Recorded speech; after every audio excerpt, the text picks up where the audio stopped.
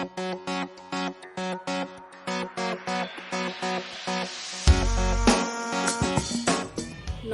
বন্ধুরা, আবার একটা নতুন রেসিপি নিয়ে চলে আসলাম তোমাদের সামনে সীমার রান্নাঘরে।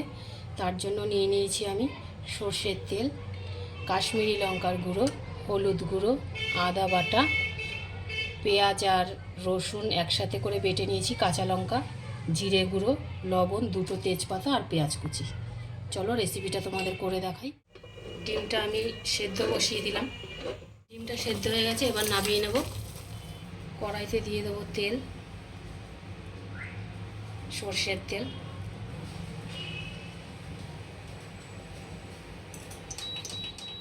চলো, তেলটা গরম হয়ে গেছে, এবার ডিমগুলো ভেজে নেব। তোমাদের সামনে ডিমের কারি করে দেখাবো আজকে। ডিমগুলো ভেজে নেব। ডিমগুলো আমার ভাজা হয়ে গেছে, এবার ডিমগুলো আমি একে একে তুলে নেব। দেখো আমার ডিম ভাজা হয়ে গেছে, গরম হয়ে গেছে। দিয়ে দেবো দুটো তেজপাতা, এবার দিয়ে দেবো পেঁয়াজ কুচি। পেঁয়াজটা আমি একটু লাল লাল করে ভেজে নেব। পেঁয়াজটা আমার লাল লাল করে ভাজা হয়ে গেছে। দিয়ে দেবো এখানে কাঁচা লঙ্কা আর রসুন একসাথে করে আমি বেটে রেখেছিলাম, সেটা দিয়ে দিলাম। আবার একটু নেড়ে নেব। দিয়ে দেবো আদা বাটা 1 চামচ,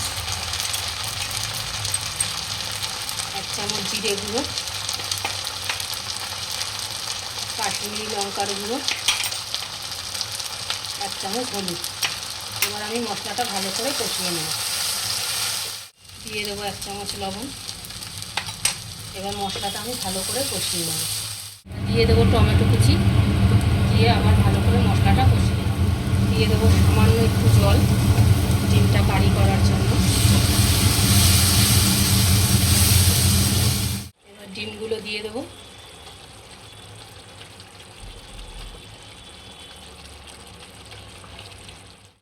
একটু নেড়ে নেব। দিয়ে দেবো সামান্য একটু গরম মশলার গুঁড়ো,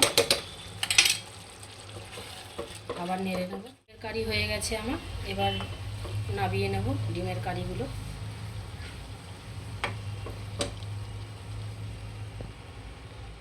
রেডি আমার ডিমের কারি। তোমরাও এইভাবে করে দেখো, খুব ভালো লাগবে গরম ভাত দিয়ে খেতে।